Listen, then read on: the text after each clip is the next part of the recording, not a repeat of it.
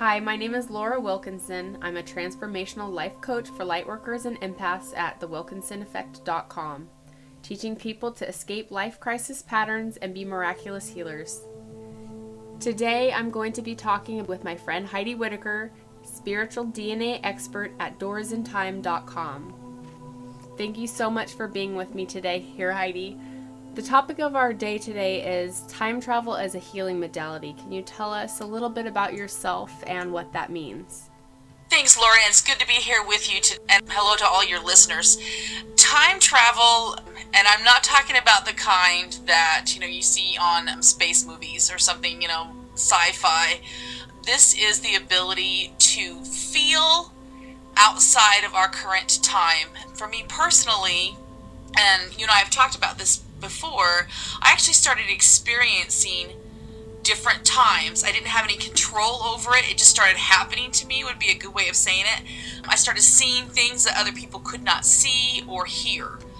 And I actually had to be told, no, the rest of us can't see that, the rest of us aren't hearing that.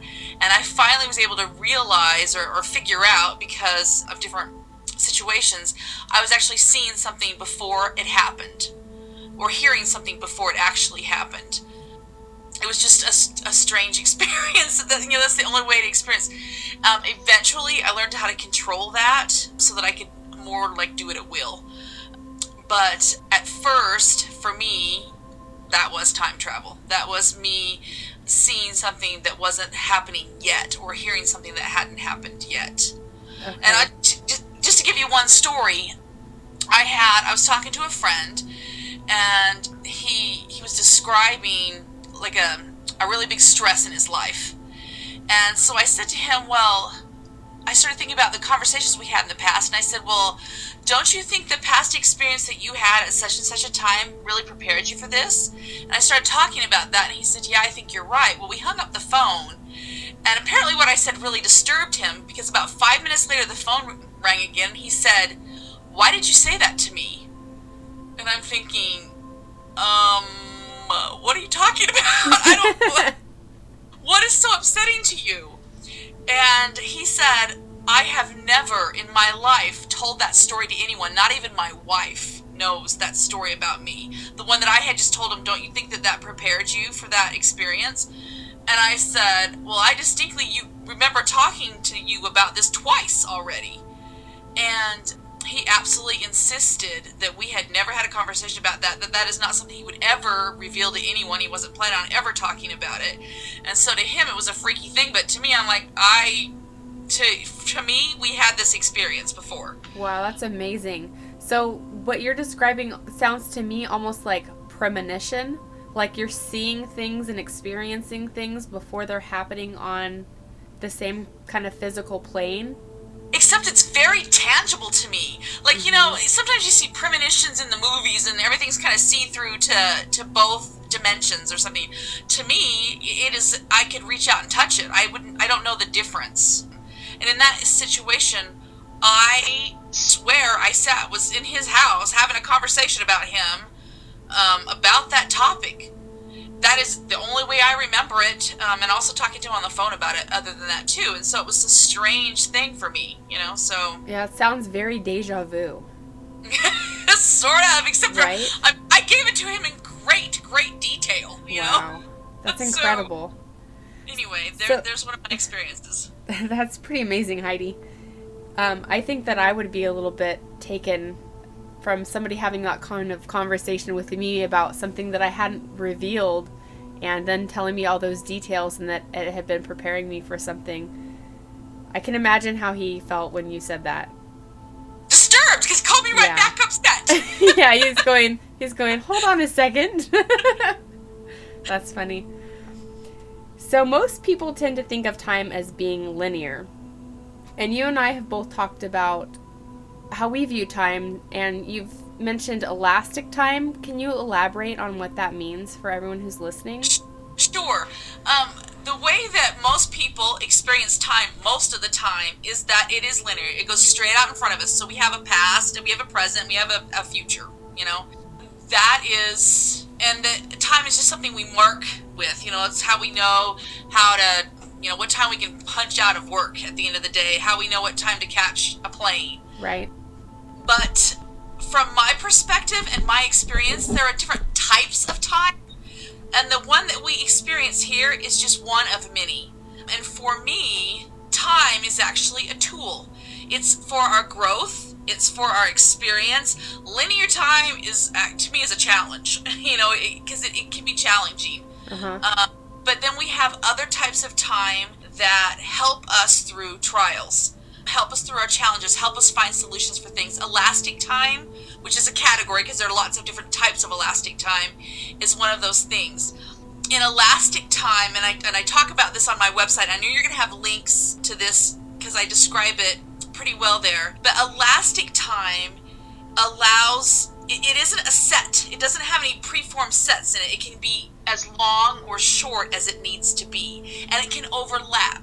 It's also a place where there are solutions to problems because they've already been solved, and that's the best way I can to describe it. And maybe going back to the story that I told you before, from my perspective, his problem already had a solution. I saw it. We talked about it, even though from his perspective, it was never something that had been discussed before. So my guess is that I was experiencing elastic time for him, and then coming back and talking to him about that would be a good way to describe it, I think. That's an interesting way to look at it.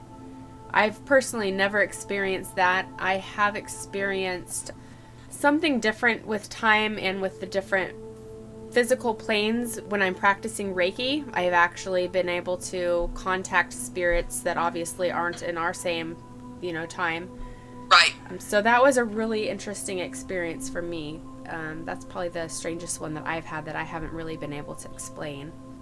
And so, Laura, from my perspective, time is actually one thing that separates us from the spirit world. Okay.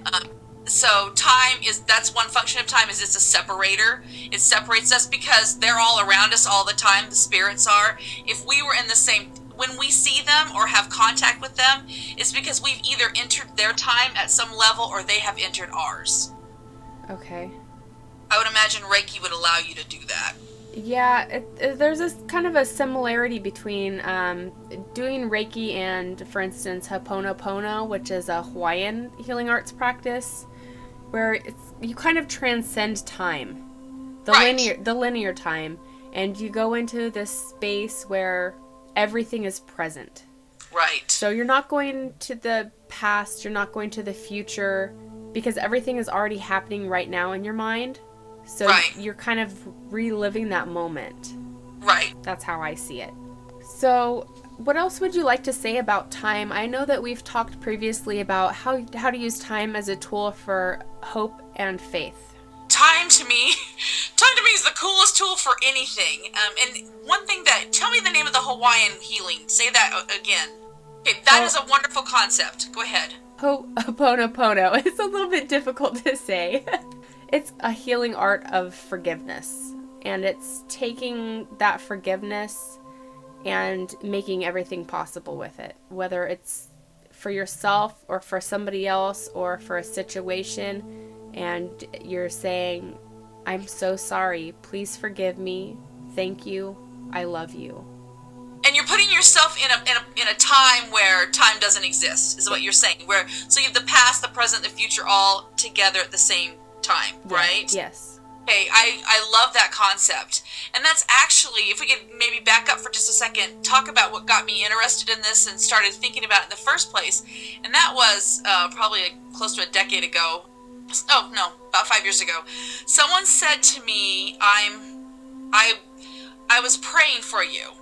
And which is kind of a normal thing to say to someone when they're having a problem, except for I wasn't having a problem. She was talking about something that had happened to me years and years and years and years before that. I'd gotten past. It wasn't a problem in my life anymore. And I thought, wow, that is a strange thing. What do you mean you're praying for me? I don't need your prayers anymore because I'm fine now. But the more I thought about it, the more it struck me that I just had the biggest witness down to my bones that her prayers that day did affect me a decade before. It did, because prayer transcended time. Time doesn't matter in prayer. Absolutely. Like it doesn't matter in this Hawaiian practice of forgiveness. Mm-hmm.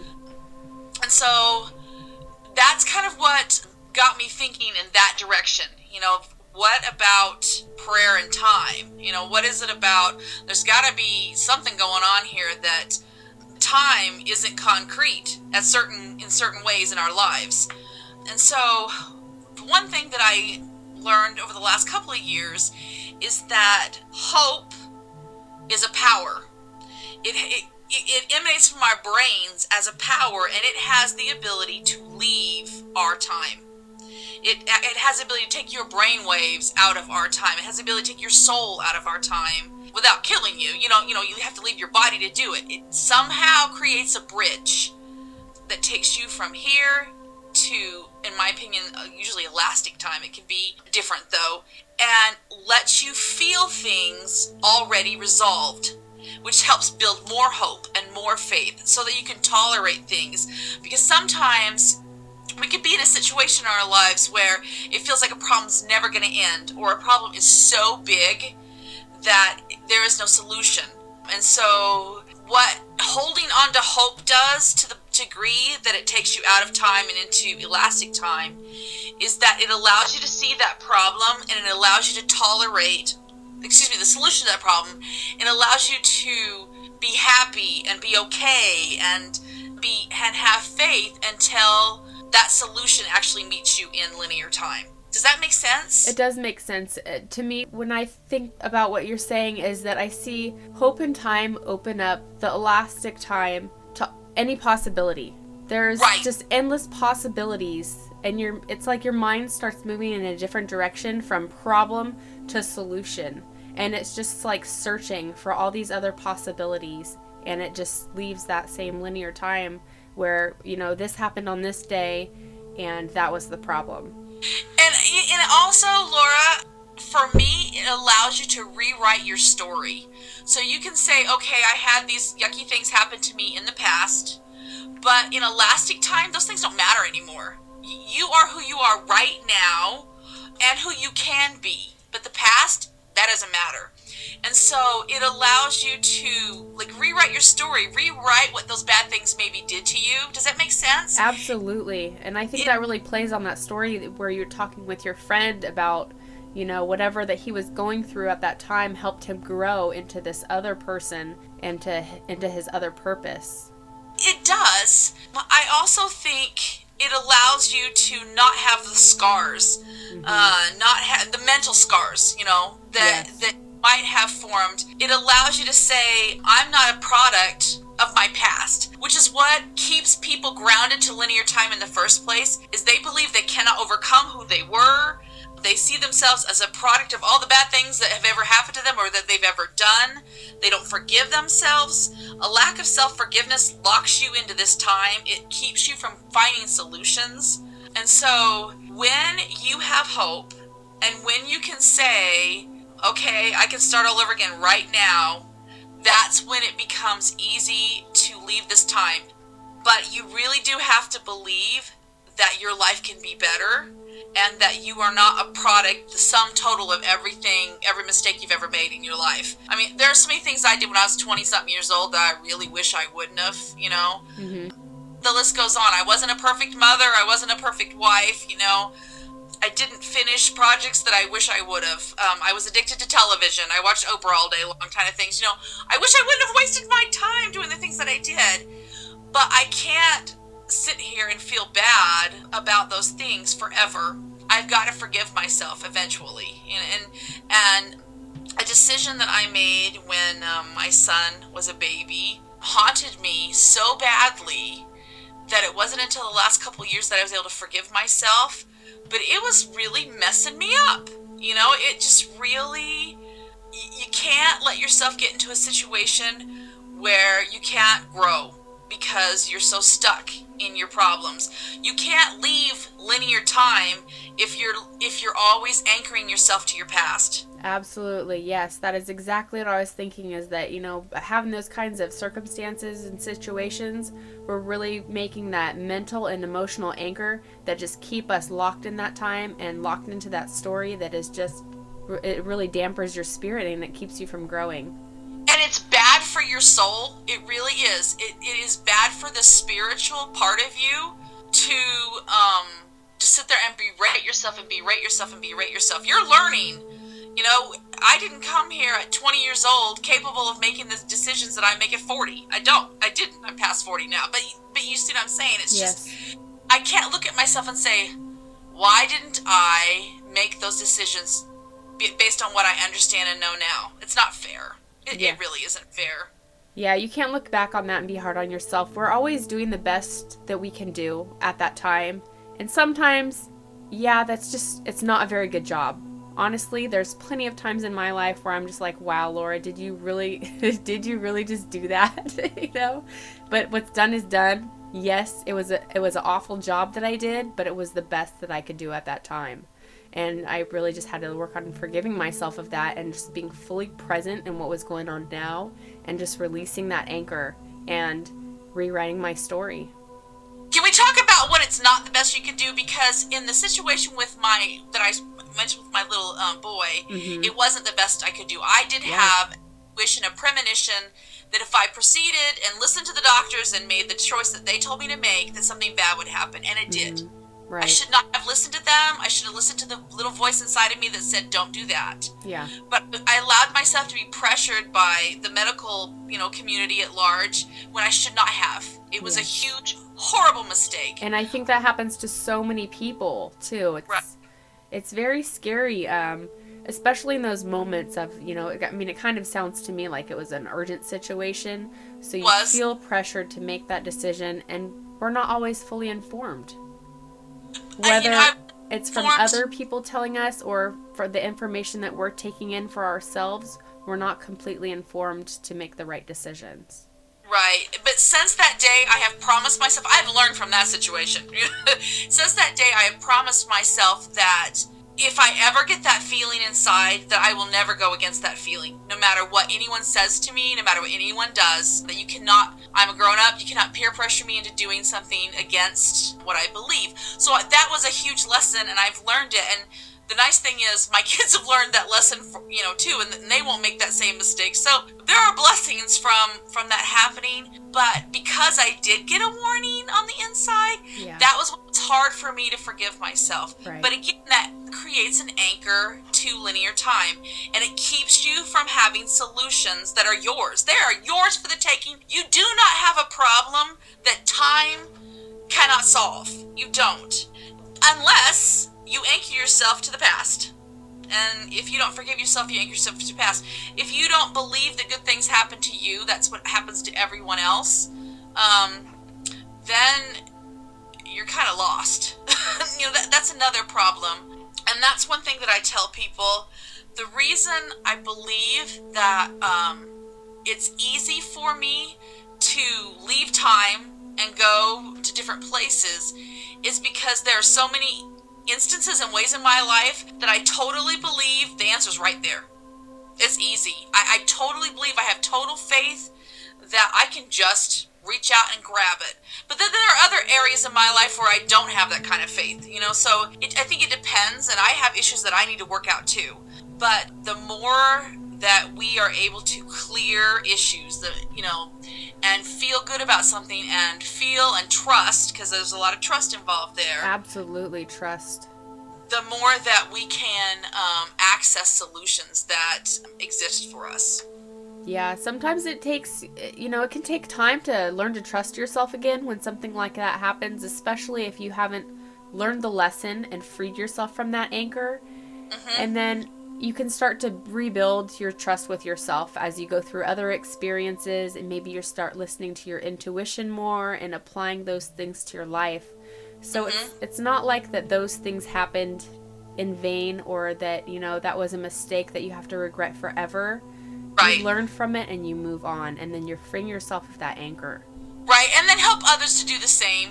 Give other people that gift too. And I think the more that you give other people that gift, the gift of forgiveness, the easier it is to forgive yourself. And if you hold grudges or you do the passive-aggressive thing with other people because you're upset with them, you really prevent yourself from forgiving yourself too. And I think that's one lesson that I've had to learn, over time, is that give that gift to other people and then take it yourself. Give it to other people and take it yourself. And the more you give that away, the more you can claim it. So yes, absolutely. So I wanted to talk with you about some other ways that people can use elastic time for healing. Sure. So I know that you have your website up and you're starting this new thing with your happy planner, and you're using that in such cool ways. And I have my happy planner. It is not even nearly as cool as Heidi's happy planner, but I'd really love to hear about the things that you're doing and how you're using that for yourself. Okay, so, just to maybe quickly tell people the story, my husband actually worked for Stephen R. Covey when we first got married, who wrote 7 Habits of Highly Effective People. So, no way! I did not even know that about you, Heidi. That's so cool. He served me food at a company party. How's that? He was a very, very good man. And so I had a planner and was pretty productive when we first got married. And then life happened, and I used a planner for school, but I didn't really use one for anything else. And then recently, my oldest son had a baby who was born with very severe birth defects, and he would stop breathing a lot. Mm-hmm. He was hospitalized for quite a while, and I was so involved in his care. I took care of him at night because someone had to stay awake with him 24 hours a day, and I was so involved with his care, I didn't know what day it was. I honestly didn't know what day it was. I knew what time I was supposed to be at the hospital next, but I couldn't tell you what day of the week it was. I was only sleeping like 2 hours a day. I would come home from the hospital, I'd do school, and I'd go to bed. It was just this horrible thing. But it was getting hard on people who were depending on me to email things at a certain day or a certain time, and I had someone get pretty frustrated with me because she'd asked me several times for something, and I kept forgetting to send it to her, and all I could do was apologize and say, I don't even know what day it is. I'm so little accountability problem. Over and over and over again. All I ever did was tell people how sorry I was because I didn't know what day it was. And so finally I'm like, I have got to get a planner. I've got to do something about this because flake is not a good look for me. It's just not working. I'm embarrassed, and yet I was dysfunctional. And so a mutual friend of ours, Kristen, who has a radio show, Supernatural Tarot, she said, hi, Kristen. Give her a little shout out. Hello. She said, you got to get this happy planner. I love this happy planner. It's not expensive. It's a good, thing to get started with if you're first starting planning. It's on a disc-bound system, which means you can add or take away from it. You can add inserts to it, but it's also scrapbook style, so you can decorate it, which was kind of like, I want to have time to decorate it, but I found out that when I decorate it, I make time. It just happens that way. There's my other time gift. Isn't that funny? Yeah, these things are totally customizable, which is so cool, and I really need to do that. It's very right-brained when you do it that way, and I'm this right-brain girl, and by the way, the more time you spend in your right brain, the more time you spend out of time. I'm just telling you right now. Oh yeah, I live there. So what I did was I started making inserts for my happy planner to help me grow spiritually, to help me grow mentally, emotionally, psychologically, where I started looking at areas where I'm still afraid. Areas where I was going through a time in my life where I really stopped kind of trusting people, and that's not good. It's not good. It's very lonely. Yeah. You're like, I don't even like people anymore. I thought that's not a good place to be, and that I needed to get back to the me that loved everyone and trusted everyone, not to the point where I let people hurt me, but I needed to go back to who I used to be before I figured out the whole world was crooked or something, and so and to stop seeing things through that perspective, right. And so I started actually making things in my happy planner for that purpose. I also thought, I've had people want me to teach them certain things, like how to connect with your own soul and do different things that I do with my gifts, and I thought, I don't know how to teach you to do that if you don't have the same gifts as me. But I think I can teach you how to do that with a right-brained activity to sort of do the same thing. And so I started designing activities to do to put in your planner, inserts to put in your planner to help you connect with your soul, to help you connect with your soul purpose. And then I started testing them out on people to see if it actually worked, and it does. In fact, I recently had someone over to my home, and we just sat down at my dining room table, and I said, let's do this together.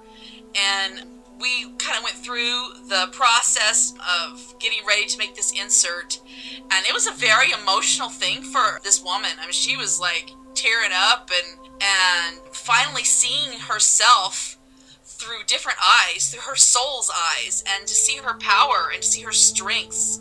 And I always say it's seeing the way God sees you. I mean, as this amazing being who's capable of anything, you know? And so it was like this really cool thing, and I thought, other people have to do this too. I love this. That's awesome. That's such a different way to look at scheduling, and, you know, it's usually such a left brain thing.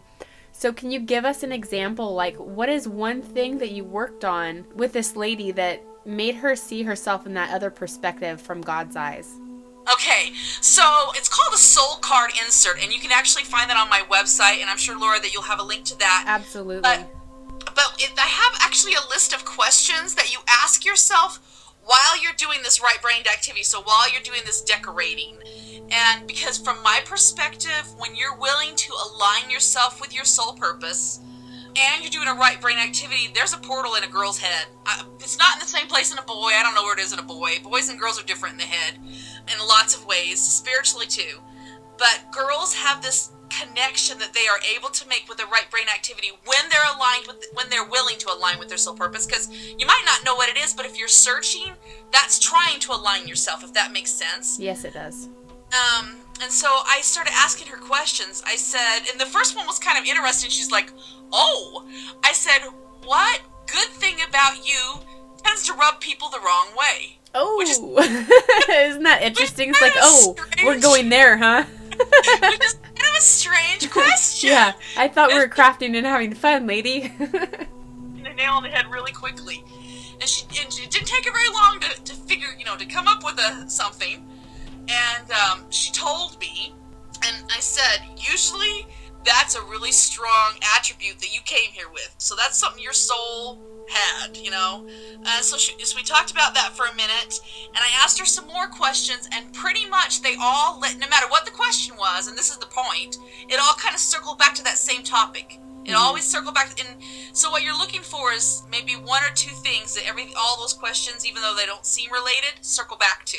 And once you get that, then you kind of get a good idea of what your soul's strengths are. And things that, and a lot of times, you bury those. Those are the ones you're most likely to bury. I don't understand why, but it's true.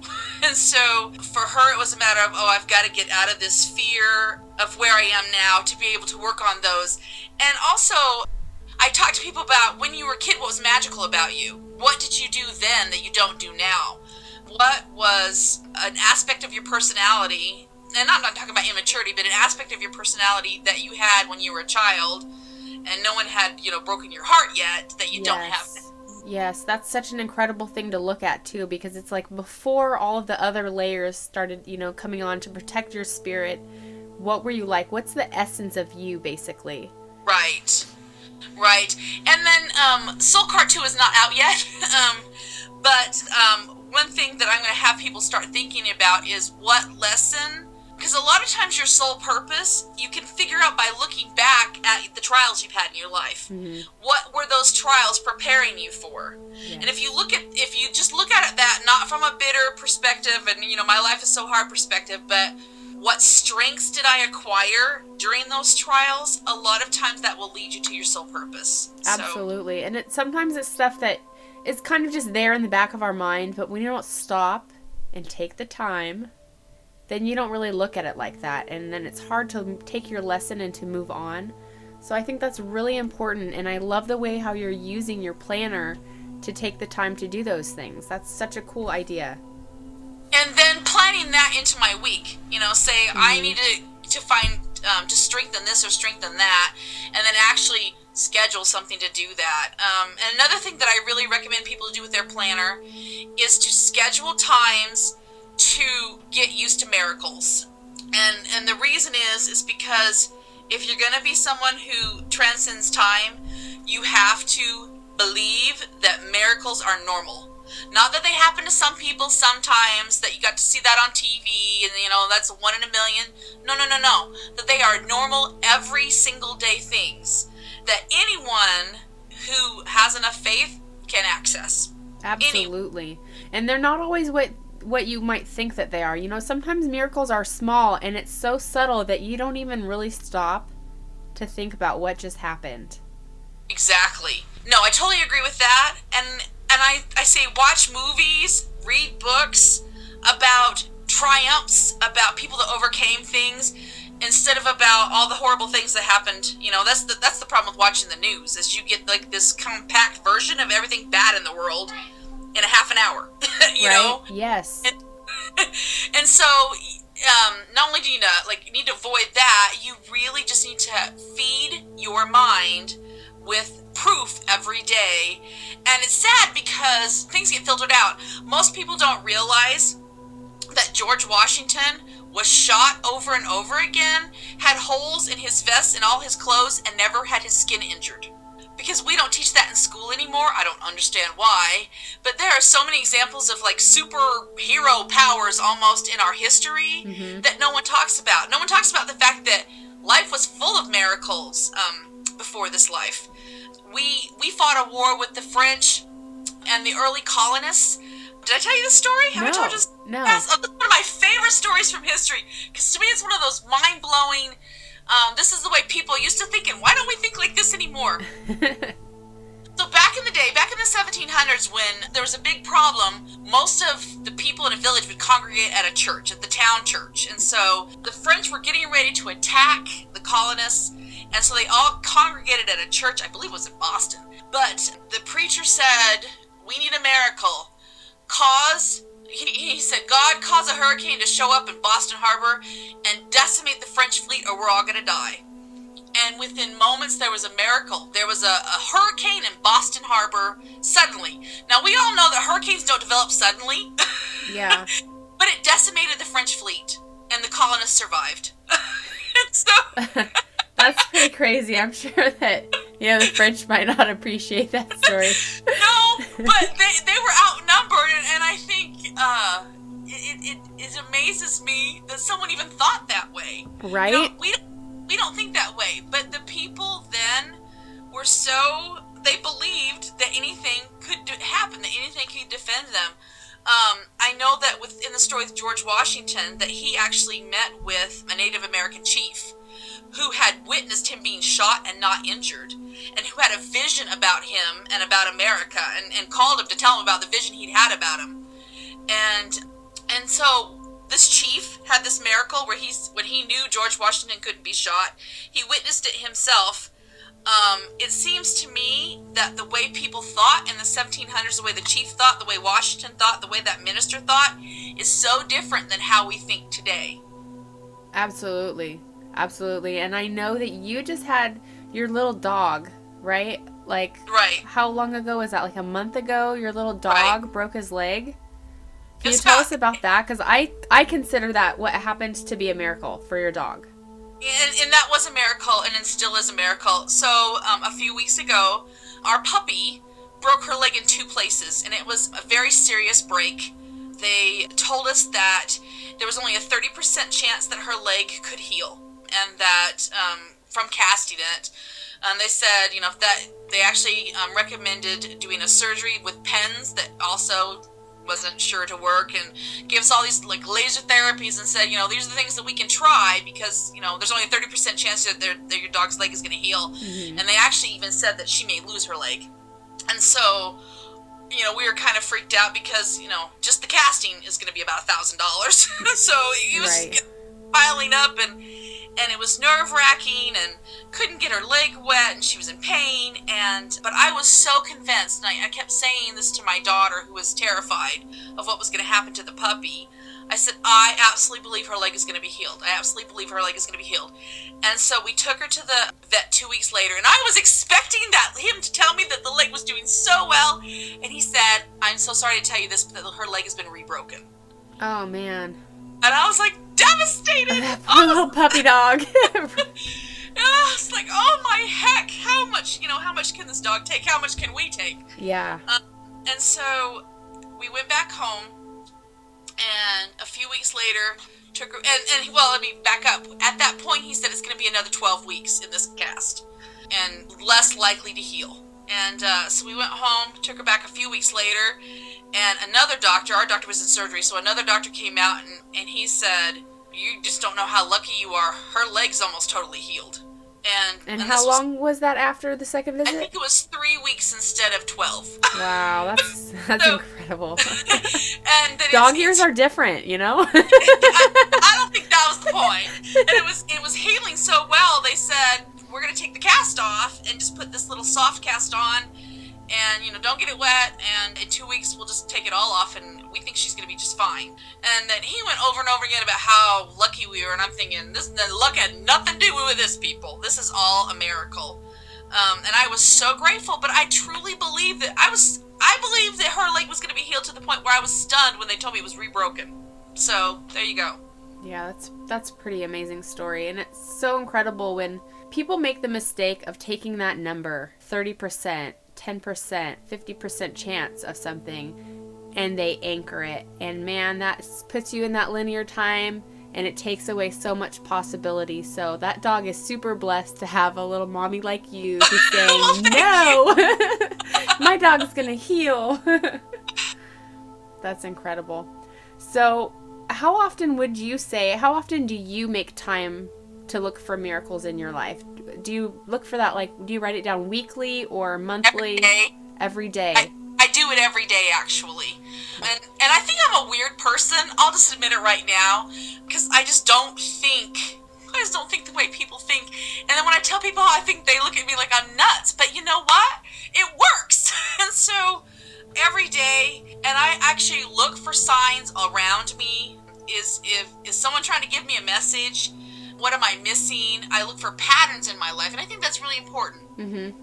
I look for positive patterns and negative patterns, and I look for, cause and effect. When you're looking for all of those things, I think that's really important. When something goes wrong, I try to see, what was happening, right around that time when it went wrong. Is there a lesson I need to learn, or, and then I can just move on type thing. But I actually do it every day. I pray every day. I try to feed myself spiritually every single day. And we do it as a family too, because I raised my kids to be that way. And I think that's really, if you can, sometimes your kids are already grown up. That was really important, because my kids think the same way, that there's always help available and things just come to them. I can tell you one story. When my kids were a little bit younger, it was right after I adopted my son, and he was 3 years old at the time.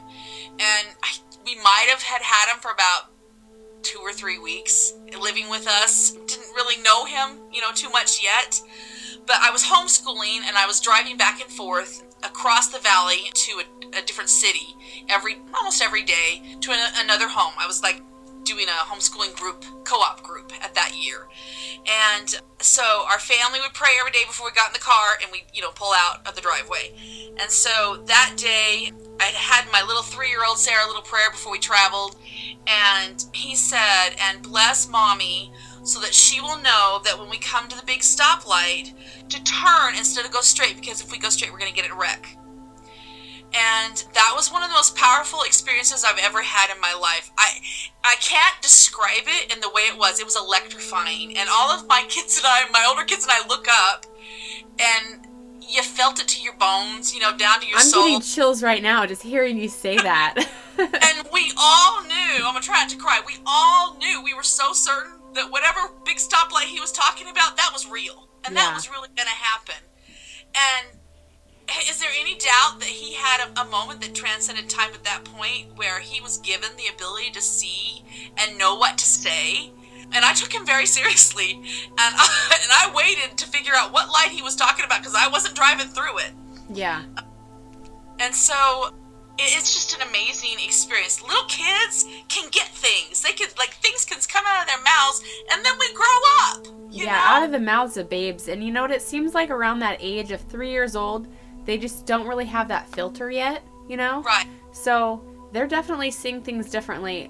when my oldest son was about 3 years old, he was about 2 or 3 years old, he told me that he used to be brown. He told me that he had a different family, and I was just like, whoa, okay. You know, it's like you don't want to pull the information out of them, but it's pretty incredible, you know, how we go through time, and as we age, we start filtering things differently and acting differently and perceiving everything so differently. And worrying about what other people think of us. Absolutely. And, you know, worrying about, and that has been my biggest problem, I think, is that I didn't want to be thought of as weird. I didn't want to be misinterpreted. I didn't want, you know, people thinking that I think I'm something that I'm not. I think that I don't want people to think I think I'm all that great because I see things that they don't see. I don't think that makes me great. I think it makes me weird. And so it's a hard thing, and you just kind of go into your little box, your little corner where you're safe, and then you have your normal face that you put on for the rest of the world. Mm-hmm. But when you do that to yourself, it's an anchor. Yes. It's an anchor. Yes. So it's hard. It's a hard balance to achieve. Yes, but I love the work that you're doing on your website. And just really quick before we wrap it up, I want to ask you again to just let everybody know what your website is so that they can go check out those examples of everything that you're making customizable for your happy planner and reconnecting with your spirit. Well, thank you. It's www.doors.com, and you can click on a link that says how time really works, or a link that says your soul, and start reading all about it. I love it, Heidi. Thank you so much for meeting with me today and having this discussion with everyone. You're so incredible, and I just want to really encourage everybody to check out Heidi's website, doorsintime.com. And Thanks. Take a look at everything that she's doing. It's just so amazing to me. Thank you so much, Heidi. Good night.